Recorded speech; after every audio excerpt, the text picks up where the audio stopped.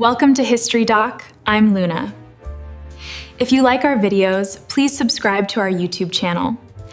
Picture this, a place entirely choked by fog, completely surrounded by treacherous icy currents. We're talking about an isolated patch of land that spent its early years not as a destination, but as a literal maritime death trap. Hundreds of ships just vanished here, taking countless lives down into the freezing depths of the Atlantic. But against all odds, this exact spot transitioned from a scene of absolute horror into a beacon of salvation. And today? Well, today, this very beacon faces a desperate fight for its own survival. Welcome to our explainer on the Graveyard Sentinel. We're going to be exploring the deeply fascinating story of Seal Island, a remote outpost off the coast of Nova Scotia. Okay, let's dive into this. You might be wondering, why on earth build a town in the middle of a maritime graveyard?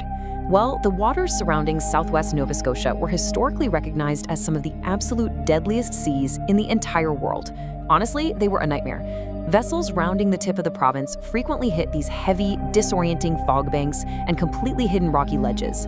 For decades, ships were just vanishing without a trace, just gone. The situation got so dire and the loss of human life so staggering that it required a completely unprecedented human intervention right smack in the center of the danger zone.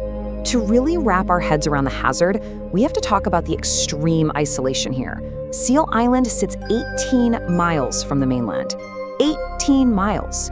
Other than Sable Island, which is way out there, hundreds of miles offshore, this is the most remote island in Nova Scotia. It basically acts as the opening and closing of the Bay of Fundy, which means you've got this constant flow of heavy maritime traffic passing right by. It was this massive, unavoidable physical obstacle for literally any sailing ship, immigrant vessel, or naval frigate trying to round the province to hit the open Atlantic. And the sheer volume of wrecks puts this grim reality into perspective real fast. Take the notorious Blonde Rock, for instance. It's a deadly little outcropping just south of the island, and some estimates suggest over 100 ships broke apart in the surf there alone. 100 ships. Now, in the early days, the island was totally uninhabited. So let's say you were incredibly lucky and somehow survived a wreck to row to the rocky beaches. You still faced starvation and freezing temperatures. It was so absolutely brutal that a pastor from the mainland, Charles Kay, made a yearly pilgrimage just to bury the dead. One spring, he found the remains of a burned ship, and alongside a spot now known as Ship Pond, he actually had to bury 21 frozen bodies. Just a chilling reality. Section 1. The Pioneers of Salvation. So, how did this shift from natural tragedy to human courage actually happen? It's anchored in this pretty incredible micro-narrative from 1817. There was a woman named Mary Crow who lived near Cape Sable, and she couldn't sleep. She kept having these intense, recurring nightmares of a ship crashing onto the beach. She was so convinced it was real that she begged her father to take a life-saving crew out into a fierce storm. At first, he said no way, but she eventually wore him down. And guess what? Right exactly where Mary described, they found the freezing, starving castaways of the wrecked sailing ship Friendship. Her father took them in, sheltered them, and when the ship's captain, a man named Richard Hitchens, finally recovered, he tracked Mary down just to thank her. They actually ended up getting married, totally binding their lives to the very real dangers of the sea. Fast forward a bit, Captain Hitchens retired from the sea, and together with Mary, they devised this wild plan.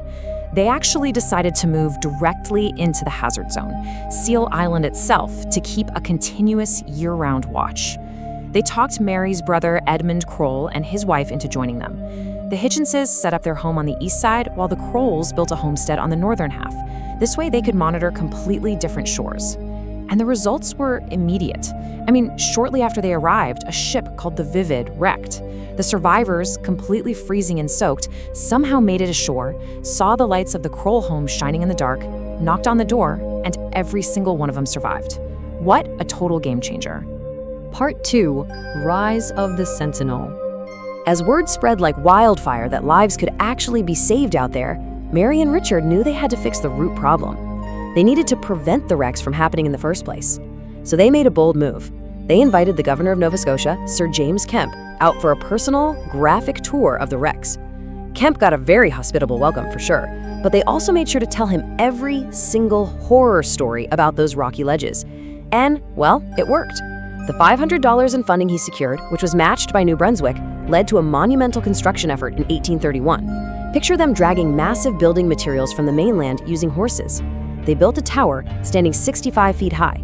The whole thing was constructed using these huge 12 by 12 wooden beams and a foundation made entirely of local beach stone. They lit it up in November 1831, and that marvel still stands today as the second oldest surviving wooden lighthouse in all of North America.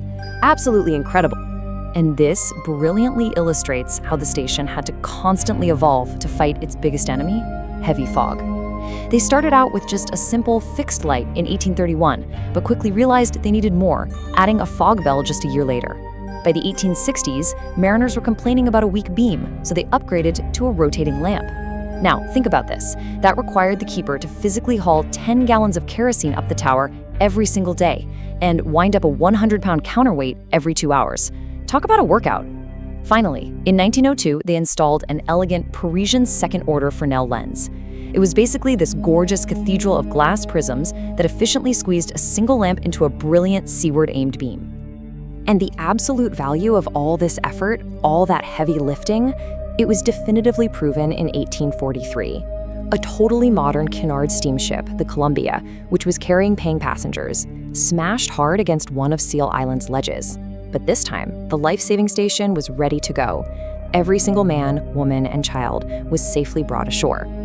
To the shipping companies, the insurers, and the government, this proved the station wasn't just some nice humanitarian gesture. No, it was a totally sound investment. The island was officially no longer a place of certain death. It had become a highly reliable place of rescue. Let's move to and see how this builds. Part 3, a community in the fog.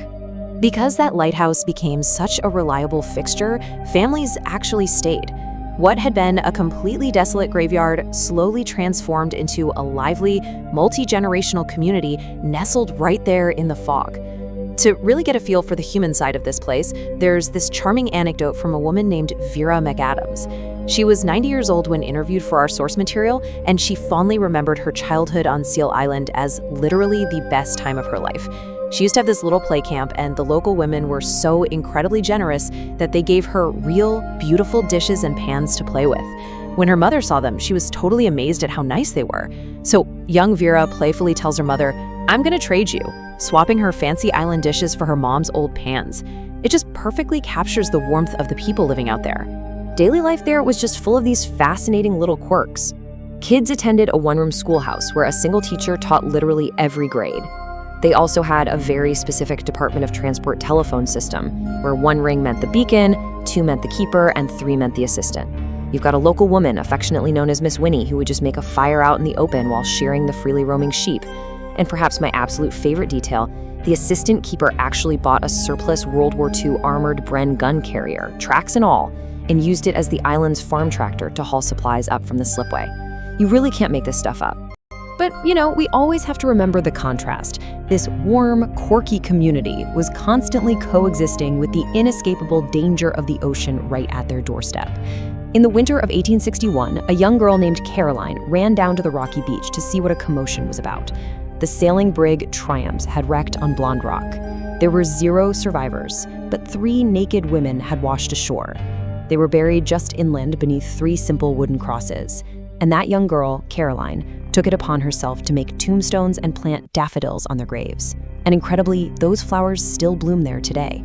And that grim reality naturally brings us to the super atmospheric legend of Annie Lindsay. Back in 1891, the steamer Ottawa struck Blonde Rock. 21-year-old Annie was trapped under an overturned lifeboat. When she was finally pulled ashore, she seemed lifeless, though the local women absolutely swore she still had color in her cheeks and desperately wanted to revive her. But the captain insisted she was gone. So, according to the local legend, she was accidentally buried alive near the exact spot where the island's church stands today. The community eventually built a memorial for her, seemingly unable to ever quite make peace with that specific tragedy. So, the crucial point is, Part 4, the final rescue. This lighthouse has literally stood watch over all of this history. Every single rescue, every tragedy, every community gathering. But today, the fully automated station faces a very modern conflict. On one side, you have the Canadian government, whose plan is to abandon the deteriorating 1831 historic wooden lighthouse. They favor building a modern, low-maintenance metal tower for navigation. On the other side, the descendants of the island's original families and keepers desperately want stewardship. They aren't asking to maintain it as a navigational beacon, they just want to protect it as a historical site to preserve the original wooden structure before it just falls apart completely. And the descendants' plea isn't just sentimental. They actually have a proven track record here.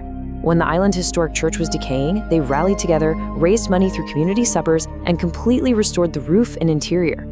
On top of that, many of these same folks are involved in a working museum over in Barrington.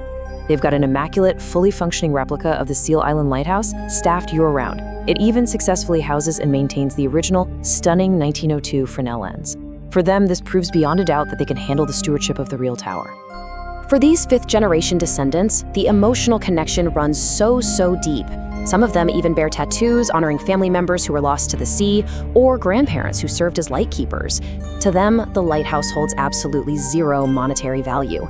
It's an irreplaceable memory, a tangible, physical connection to their ancestors. They are actively pleading for recognition and stewardship at their website, sealisland.ca, stating plainly, "We'll do whatever it takes to save the structure that defines their very heritage." Now, what's really interesting about this slide is the broader question it raises.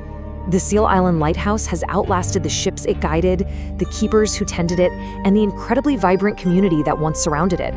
As we look at the potential replacement of this historic structure with a modern metal tower, it leaves us reflecting on a pretty heavy thought. Does society value convenience over heritage? Will humanity actually step up to rescue the very history that once rescued them? It's a powerful question to leave you with as we wrap up this explainer. I hope you enjoyed this video. Give it a thumbs up, share it, and comment your thoughts below. Don't forget to subscribe. I'll see you soon.